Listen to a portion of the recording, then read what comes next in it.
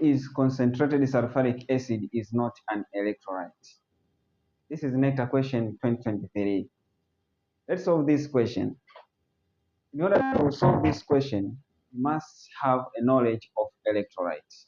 Electrolyte, this is a substance which conducts electricity in solution form or in molten state.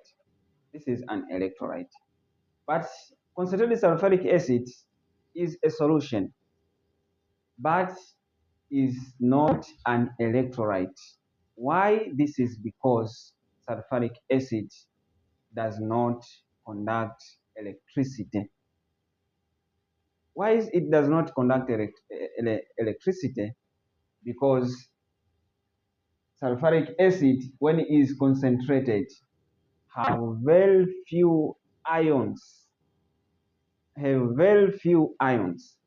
order for a substance to conduct electricity, must have large amount of ions. But sulfuric acid have very few ions. In this case, sulfuric acid is not an electrolyte.